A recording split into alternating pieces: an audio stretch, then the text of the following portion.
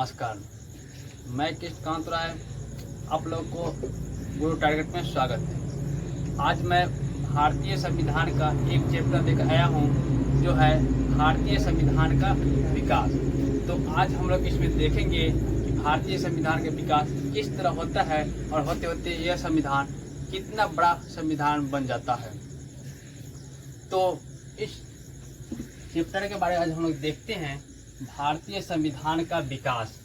तो इसके विकास के बारे में जानने से पहले इसके कुछ बैकग्राउंड के बारे में जानते हैं। जैसे कि हम लोग जानते हैं कि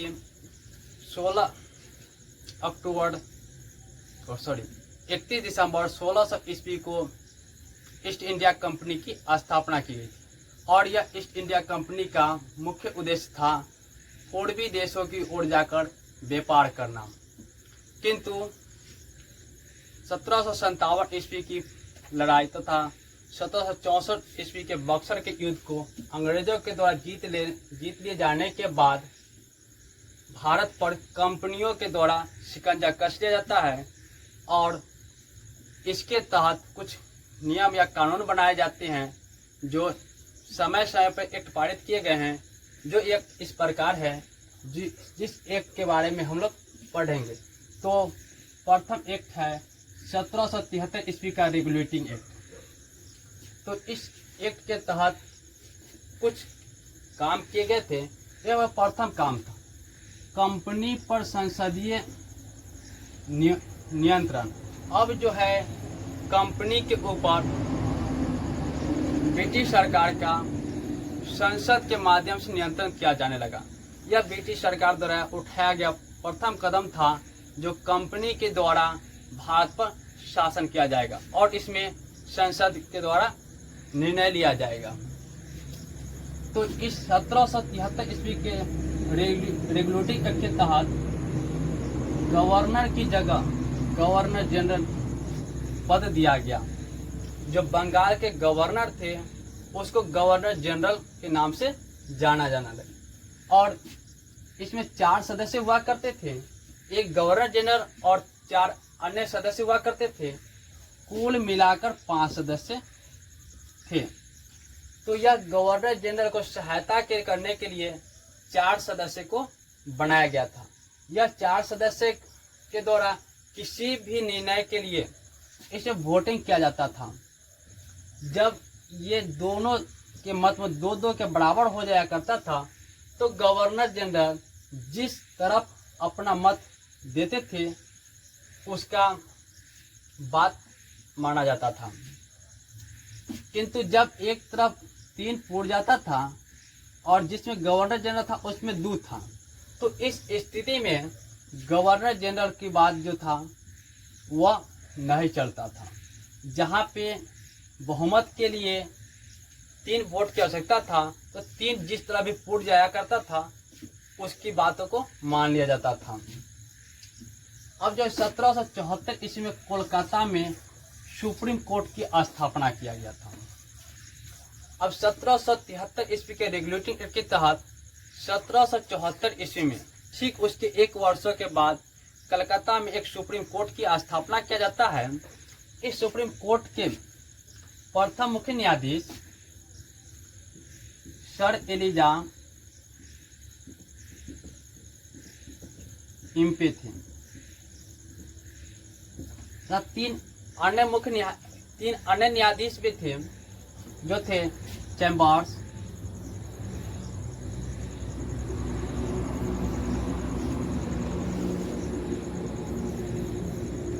हाइड तथा एक अन्य सदस्य भी थे। तो अब देखते हैं इनको चलाने के लिए अब कंपनी के चलाने के लिए 2 संस्था यानी 2 सभा बनाया गया था। पहला था कोर्ट ऑफ प्रोप्राइटर्स, दूसरा था कोर्ट ऑफ डायरेक्टर्स। तो यह कोर्ट ऑफ प्रोप्राइटर्स क्या था? तो जो निवेशक हुआ करता था तो निवेशक के समूह को कोर्ट ऑफ प्रोप्राइटर्स के अंतर्गत रखा गया। यानी कंपनी में जो व्यक्ति निवेश करते थे उनको कोर्ट ऑफ प्रोप्राइटर्स कहा गया। और यह कोर्ट ऑफ डायरेक्टर्स जो जिनके माध्यम से यह कंपनी संचालित हुआ करती थी उसको कोर्ट ऑफ डायरेक्टर्स कहा गया था और यह संस्था जो है यह बीटीए ने बनाया गया था। अब जो है 1781 ईस्वी का एक्ट ऑफ सेटलमेंट, अब 1781 ईस्वी में एक एक्ट लाया गया जिसका नाम दिया गया था एक्ट ऑफ सेटलमेंट। इस एक्ट के तहत जो था ये रेगुलेटिंग एक्ट के कुछ कमियां रह गई थी, इस कमियों को दूर करने के लिए 1781 ईस्वी में एक्ट ऑफ सेटलमेंट लागू किया गया था। इस एक्ट में जो था बंगाल, बिहार और उड़ीसा तीनों प्रांतों के जो है विधि बनाने के लिए एक ही गवर्नर का उपयोग किया गया था। अब उसके बाद जो है 1784 ईस्वी का पिट्स इंडिया एक्ट। अब 1784 ईस्वी में एक पिट्स इंडिया एक्ट आता है।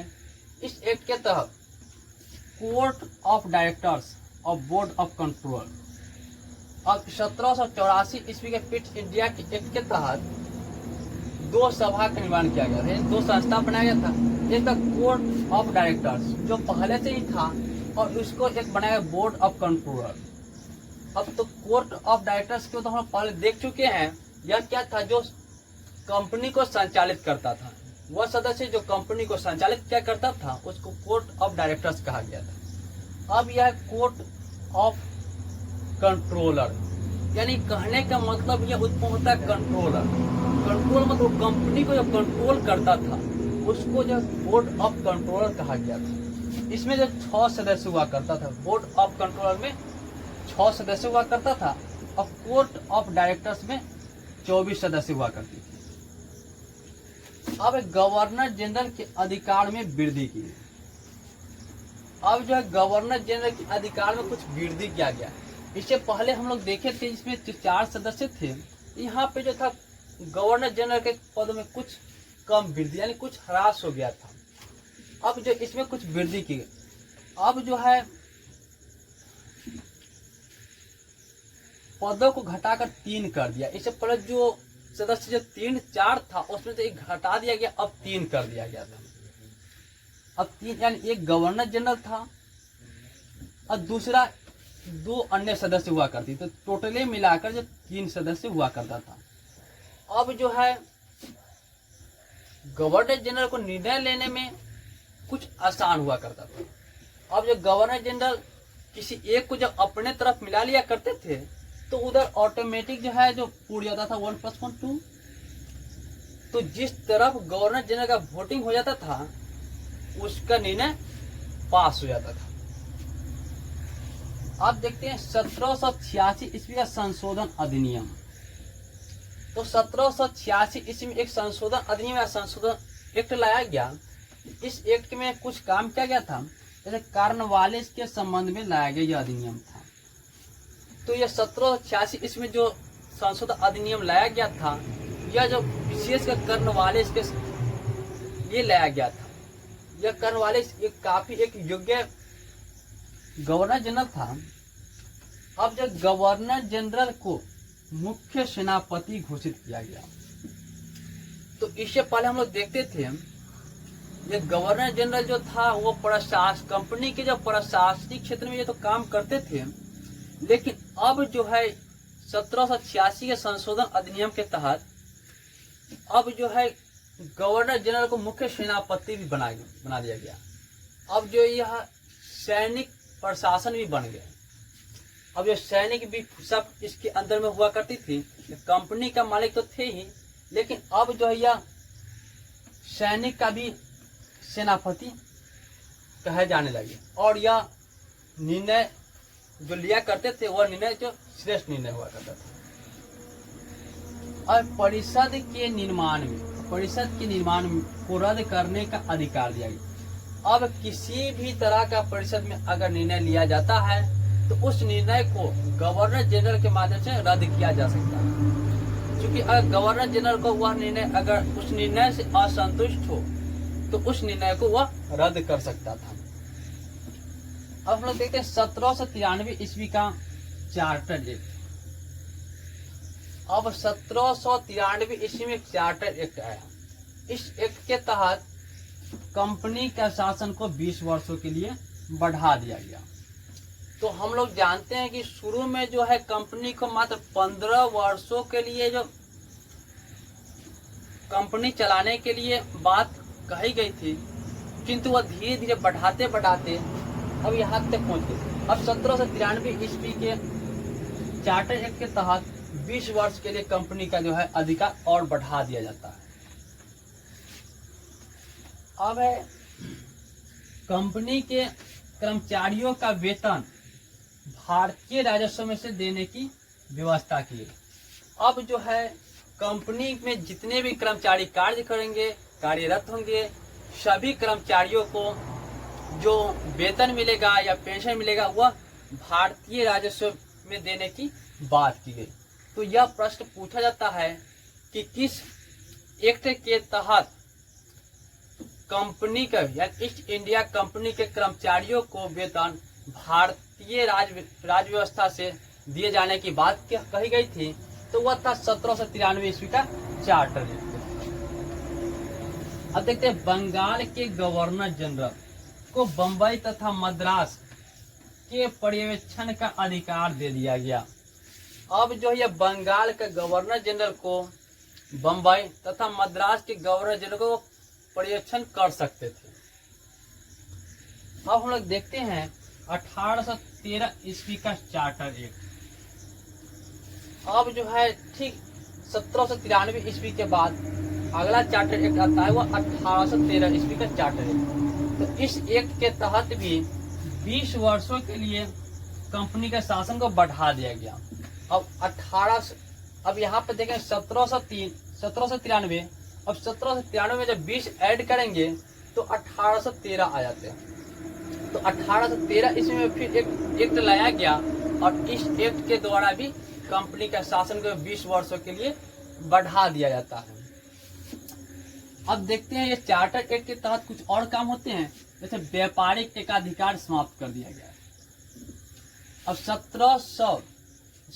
1813 ईस्वी के चार्टर एक्ट के तहत व्यापारिक एकाधिकार को समाप्त कर दिया गया था। जैसे कि पहले जो था विभिन्न व्यक्ति यानी कोई भी व्यक्ति आकर भारत में व्यापार कर सकते थे, अब उस पर जो है ब्रिटिश सरकार ने रोक लगा दिया। अब जो है सिर्फ कंपनी में व्यापार कर सकते हैं और वही व्यक्ति जिसको जो है ब्रिटिश सरकार द्वारा जो है चुना जाएगा।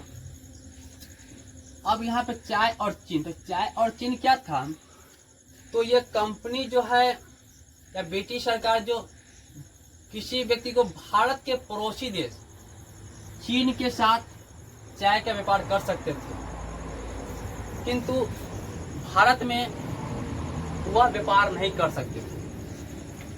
अब जो ईसाई मिशनरियों को भारत आने पर छूट दे दिया गया। तो अब भारत में ईसाई मिशनरियों को आने का छूट दे दिया। यानी ये ईसाई मिशनरी क्या था, तो जिस तरह हिंदू धर्म में साधु हुआ करते हैं जो अपने धर्म के लिए प्रचार करते हैं, इस्लाम धर्म में मौलवी होते हैं जो अपने धर्म की प्रचार करते हैं, ठीक उसी तरह ईसाई धर्म को जो प्रचार करने वाले व्यक्तियों को ईसाई मिशनरी कहा गया। तो वही अब जो है ब्रिटेन से भारत में ईसाई धर्म का प्रचार करने के लिए वहाँ के मिशनरियों को आगमन देने की छूट कर दी। अब वहाँ से आकर भारत में विभिन्न प्रकार ईसाई धर्म की प्रचार कर सकते हैं। अब शिक्षा पर 1 लाख रुपए कंपनी द्वारा, अब जब भारत में जो है 1 लाख रुपए कंपनी के द्वारा प्रत्येक वर्ष भारत में दिया जाएगा, वह शिक्षा के ऊपर खर्च किया जाएगा। यहाँ पे देखा जाए तो यह ब्रिटिश सरकार यह दिखाना चाह रही थी कि हम भारतीयों के लिए कुछ काम करना चाह रहे हैं, किंतु इसका वास्तविक रूप यह नहीं था। वह इस यहाँ के व्यक्तियों को यह सिर्फ दिखावे के लिए था, किंतु उनकी मानसा यह था कि हम किस तरह काफी लंबे समय तक, अधिक से अधिक लंबे समय तक यहाँ शासन कर सके। यह शासन करने का एक नियम बना दिया गया। अब 1813 ईस्वी के बाद 1833 ईस्वी का चार्टर एक्ट, चूंकि वहां पे जो था 20 वर्षों के लिए बढ़ा दिया। 1813 ईस्वी में 20 वर्षों के लिए बढ़ा दिया गया था। इसलिए फिर 1813 में जब 20 को ऐड करेंगे तो 1833 आ जाता है। तो 1833 ईस्वी का चार्टर एक्ट। अब इस एक्ट के तहत भी कुछ कार्य किए गए, जैसे कि 20 वर्षों के लिए पुनः बढ़ा दिया गया।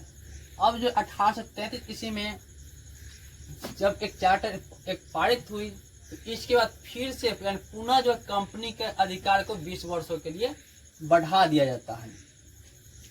अब चीन के साथ चाय का व्यापारिक एकाधिकार समाप्त कर दी जाती है। अब जो है चीन के साथ चाय का जो व्यापारिक जो था वो भी समाप्त कर दिया जाता है।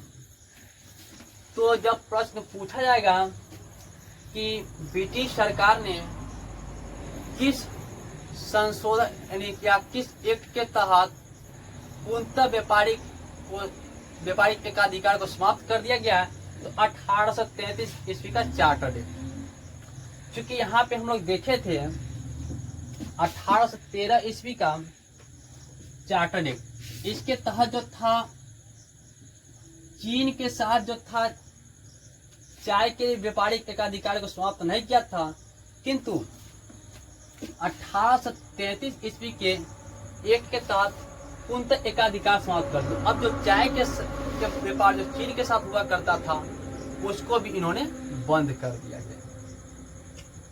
अब जो है जाति वर्ग के आधार पर सरकारी चयन में भेदभाव को समाप्त कर दिया गया। जो इससे पहले हुआ करता था, जाति के नाम पे, धर्म के आधार पे या विभिन्न प्रकार के वर्ग के नाम पे, गोरे या काले के नाम पे सरकारी नौकरियों में चयन किया जाता था, इसको इन्होंने समाप्त कर दिया गया। अब जो है कोई भी व्यक्ति जो है उसमें जा सकता था, उसका कर्मचारी बन सकता था, उसमें जॉब कर सकता था। अब जो है बंगाल का गवर्नर को भारत का गवर्नर जनरल बना दिया गया। अब जो है 1833 ईस्वी के चार्टर एक्ट के तहत बंगाल के गवर्नर जनरल को भारत का गवर्नर जनरल बना दिया। अब यह गवर्नर जनरल जो पूरे भारत के लिए वो अपना निर्णय ले सकता था।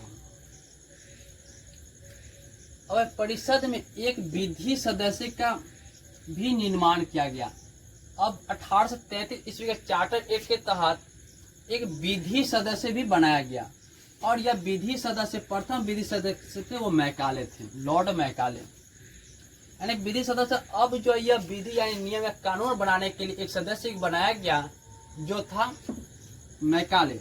तो एग्जाम में प्रश्न पूछा जाएगा किस चार्टर एक्ट के तहत भारत में प्रथम विधि सदस्य बनाया गया था। तो यह 1833 ईस्वी के चार्टर एक्ट के तहत।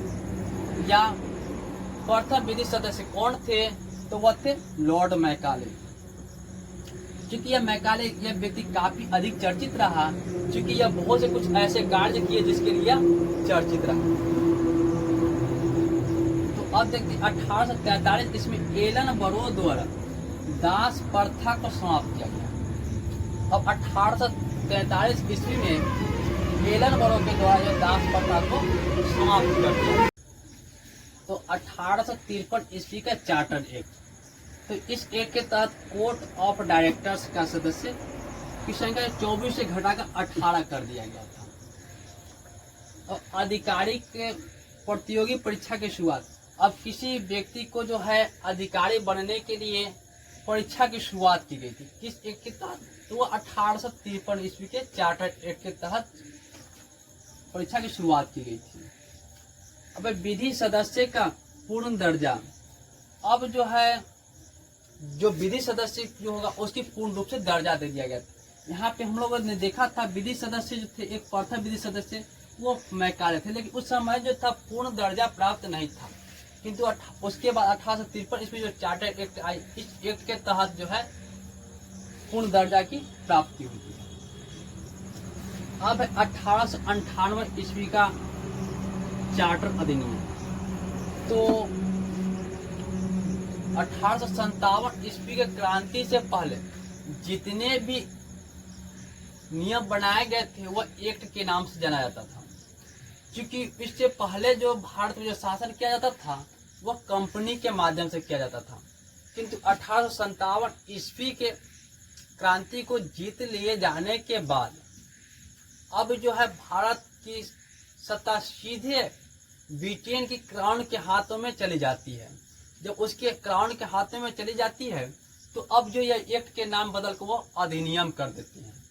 तो वही अब हम लोग देखते हैं 1858 ईस्वी का चार्टर अधिनियम। अब यह एक्ट जो है अधिनियम में परिवर्तन हो गया। अब यह कंपनी का शासन समाप्त, अब ब्रिटिश क्राउन के द्वारा शासन। अब जो है 1858 ईस्वी के चार्टर एक्ट के तहत जो था कंपनी को शासन को समाप्त कर दिया जाता है और अब जो है सीधे ब्रिटेन के जो महारानी होते हैं या वहाँ के राजा होते हैं उनके हाथों में चली जाती है। अब है भारत में राज्य सचिव की नियुक्ति। अब भारत में जो है राज्य सचिव की नियुक्ति किया जाने लगा। यह राज्य सचिव हुआ कौन करते थे? तो यह व्यक्ति जो ब्रिटेन का ही हुआ करते थे। अब भारत में एक 15 सदस्य मंत्रिमंडल। अब यहाँ पे एक देखे राज्य सचिव को देख रेख करने के लिए या इसकी सहायता करने के लिए 15 सदस्यों वाले मंत्रिमंडल का निर्माण किया गया था। और यह मंत्रिमंडल का जो निर्माण किया गया था, इस मंत्रिमंडल में 7 सदस्य जो हुआ करते थे वह कंपनी का हुआ करते थे तथा 8 सदस्य जो ब्रिटेन के संसद हुआ करती थी उस संसद में से लिया जाता था। और बंगाल के गवर्नर जनरल की जगह वायसराय। अब जो है बंगाल के जो गवर्नर जनरल हुआ करता था अब उनके पद को उनके नाम को बदल करके वायसराय कर दिया गया। अब भारत के जो गवर्नर जनरल को अब वायसराय कहे जाने लगे। अब है बोर्ड ऑफ डायरेक्टर्स तथा बोर्ड ऑफ कंट्रोल समाप्त कर दिया गया।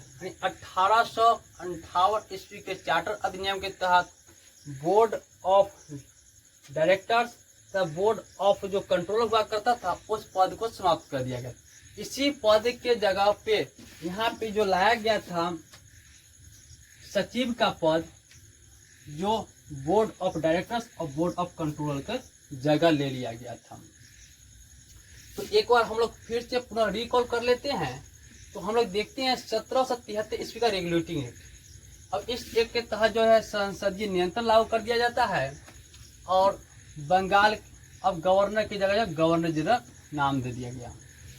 1774 ईस्वी में कोलकाता में एक सुप्रीम कोर्ट की स्थापना की जाती है और इस की प्रथम जो मुख्य न्यायाधीश थे वो सर एलिजा एमपी थे। कोर्ट ऑफ डायरेक्टर्स और कोर्ट ऑफ प्रोप्राइटर्स 2 सभा का निर्माण किया जाता है और यह दोनों सभा का निर्माण जो ब्रिटेन में किया जाता है। 1781 ईस्वी का एक्ट ऑफ सेटलमेंट, 1784 ईस्वी के पिट्स इंडिया एक्ट या पिट्स इंडिया एक्ट के तहत जो 2 सभा बनाया जाता है, कोर्ट ऑफ डायरेक्टर्स और बोर्ड ऑफ कंट्रोलर, और गवर्नर जनरल के अधिकार में वृद्धि कर दिया जाता है। अब यहाँ पे एक बात और ध्यान में रखेंगे कि गवर्नर की जगह गवर्नर जनरल बनने वाले प्रथम व्यक्ति थे वह थे वारेन हेस्टिंग्स।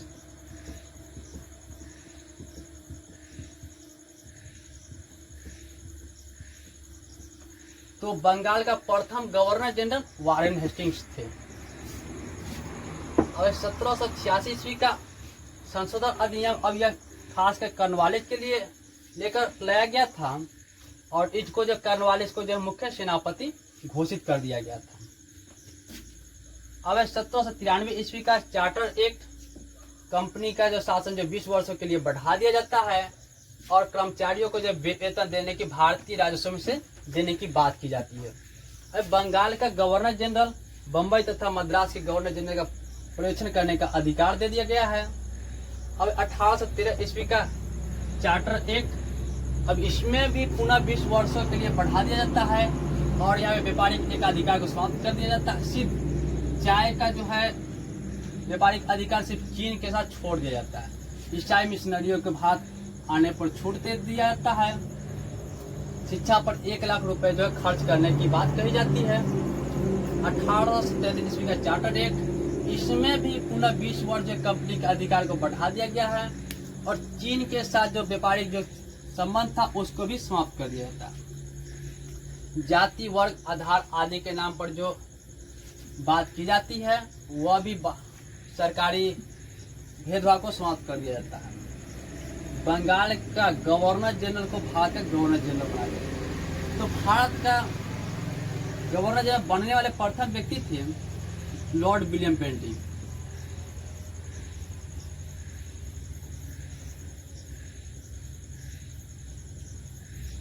तो भारत का प्रथम governor general lord William Bentinck. अब एलन बैरो के द्वारा दास प्रथा को समाप्त कर दिया जाता है 1843 ईस्वी। 1853 ईस्वी का चार्टर एक्ट, अब इसमें कोर्ट ऑफ डायरेक्टर्स के सदस्य में से 24 से घटाकर 18 कर दिया जाता है। अधिकारी के प्रतियोगी परीक्षा की शुरुआत भी की जाती है। विधि सदस्य को जो पूर्ण रूप से दर्जा दे दिया जाता है। 1858 ईस्वी का चार्टर ऑफ अधिनियम के तहत कंपनी के शासन को जो है समाप्त करके ब्रिटिश क्राउन के हाथों में ये शासन चली जाती है। अब भारत में राज्य सचिव का निर्माण किया जाता है। इसके देख रेख करने के लिए 15 सदस्य का मंत्रिमंडल का निर्माण किया जाता है जो इनकी सहायता के लिए बनाए जाते थे। अब एक गवर्नर जनरल की जगह जो है वायसराय बनाया जाता है। इस तरह भारत में बनने वाले प्रथम वायसराय लॉर्ड कैनिंग थे। बोर्ड ऑफ डायरेक्टर्स तथा बोर्ड ऑफ कंट्रोल पद को समाप्त कर दिया जाता है। तो आज का वीडियो यहीं तक रहता है। अब इसके लिए नेक्स्ट पार्ट में फिर एक और पार्ट वीडियो के लिए आएगा जो अगले पार्ट में आएगा। अगर यह वीडियो हमारी अच्छी लगी हो तो इस वीडियो को लाइक कर दे तथा हमारे चैनल को सब्सक्राइब कर दे ताकि हमारे वीडियो आप तक जल्दी पहुंच सके